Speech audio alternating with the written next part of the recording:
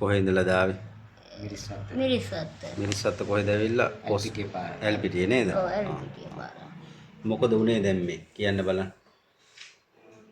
මේ අස්ති බින්දිලා ડોක්ටර් පිටේ ඔපරේෂන් එකක් කරලා තින්නේ. ඊට පස්සේ මේ කකුල් දෙක පණ නැති වුණා. ඇවිද ගන්න බැරි වුණා මට. ඒ ඔපරේෂන් එකෙන් පස්සේද කකුල් පණ නැති වුණේ? ඉස්සෙල්ලා ડોක්ටර් මට ඇවිද ගන්න බැරි වුණා ඔපරේෂන් එකට කලින්. ඇවිද ගන්න බැරි නම් කකුල් පණ නැති වුණා. ඊට පස්සේ ජාතික හොස්පිටල් එකෙන් ડોක්ටර් කිව්වා මේ මෙතන කොඳුරට පෙළියේ දුරස් වෙලා තියෙන්නේ. ඒක කරාම මාස 7ක් 8ක් ගියාම සනීප වෙයි කියලා. ඉතින් එතකොට ඇවිදින්න පුළුවන් වුණා මාස 8ක් විතර ගියාම. තාම ඉතින් එහෙම වුණේ නැහැ. දැන් මා අවුරුදු කීයක් ගියාද? ඒක කළා දැන් කොච්චර කල්ද? මාස 9ක් විතර වෙනවා. මාස 9ක්. දැන් ඊට පස්සේ මම කියන්නේ ડોක්ටර් කල්තර දැනගෙන මහත්තයෙක් කරේ කියලා. එයාගෙන් මාස 8ක් බිව්වා මේ ඒ 8ෙම එයන් තමයි මේ උපේසෙන් කරාට පස්සේ ඒ 8 එයාගෙන් තමයි බිව්වේ. ඉතින් එයාගෙන් වැඩි මේ මට එහෙම මේකේ රෝග ලක්ෂණ අඩුවක් තේරුන්නේ නැහැ. ගුණයක් පෙවුන්නේ නැහැ. ડોක්ටර්ගේ මේ ෆෝන් එකෙන් දැකලා තමයි අපි ආවේ. ඉතින් ඒ බිව්වට පස්සේ ડોක්ටර් මොකක් කර මෙයාගේ වේදනාව ගැටි ඔක්කොම අඩුයි. අඩුයි.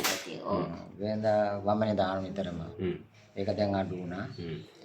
රිදී මොකක් අඩු වුණා. ඇස්වල කඳුළු බේරුණා ડોක්ටර් ළඟට අරන් එනකොට ඒක නැතුව ගියා. කෑම කනවා. කෑම කනකොට කෑම කන්න පුළුවන්. කෑම කනවා. දැන් ડોක්ටර්ගේ බේත් පාවිච්චි කරාට පස්සේ කෑම ටික කනවා. දැන් ඊට පස්සේ මෙයාමත් ඒක කකුල් ටික පොඩ්ඩක් කිරි වැටෙනවා. මේ ඔපරේෂන් කරපු පැත්ත පොඩ්ඩක් දෙපැත්ත රිදෙනවා කියලා කියනවා ડોක්ටර්. එච්චරයි තියෙන අමාරු. වෙන අමාරු නෑ. අනිසේරම හොඳ. අනිසේරම හොඳ. ඒක බේස්වා. මෙතන ડોක්ටර් මෙතන පොඩ්ඩක් ඉතින් අපි ડોක්ටර් කියන විදිහට හැමදාම ගන්නවා. ඕකේ මේ වෙස්ට් එක අයින් කරාද? නෑ ડોක්ටර්. ගෙඩියක් මොකක්ද වෙනද? මෙයා ડોක්ටර් දාලා බිව්වා මේ ගැටේ වගේ තියෙනවා. ඔව්. තුවාල නෑ නේද? නෑ. ඒක දැන් ගැට ගතිය අඩුද ටිකක්? බලමු අපි ඒක. පොඩ්ඩක් බලන්න. ඊට පස්සේ යන්නේ කියලා මට හුඟක් මෙයාගේ සනීප විත්‍ය මට පේනවා. තේරෙනවා. මට දැනෙනවා මගේ ඇඟට නිකන් හුතු නිකන් ඇඟට ශක්තියක් වගේ දැනෙනවා කකුල. එනකොටත් මෙතන ડોක්ටර් ළඟට එනකොටත් හුඟක් අමාරුයි තුනේ. අමාරුයි මං හිතේ දැන් මේ කකුල් නිකන් ශක්තියක් වගේ දැනෙනවා වෙනදට වඩා. මේ කකුල් මේ අමුතු බරක් දැනෙනවා. ඇඟට නිකන් බර වැඩි වුණා වගේ ඇඟ. ඒ බෙහෙත් බීමෙන් මට සුවදායි කියන්නේ සනීපයක් දැනෙනවා මට. ડોක්ටර් පින්තිස්ද වෙන්න ඕන. හිතුවේ නැද්ද කොහොම ඔච්චර ගුණයක් හම්බෙයි කියලා? නෑ මං හිතුවේ නෑ ඉතින් යංග බේටේ තෙරුවන් සරණයි මට ડોක්ටර්. ડોක්ටර් දැකපු දවස් ඉඳලම අමුතුම ආසාවක් තුණා. මං කෝ සනීප වෙනකොට මේ ડોක්ටර් දැක්කහම මම දැන් කිව්වා. ඒකට සනීප වෙනවා. ඇත්තට මේගොල්ලෝ ආවේ 2026 5යි 4. අද ඇවිල්ලා 5යි 25. 4යි 14යි 24යි දවස් 21යි ගියේ නේද? ඔව් ડોක්ටර්.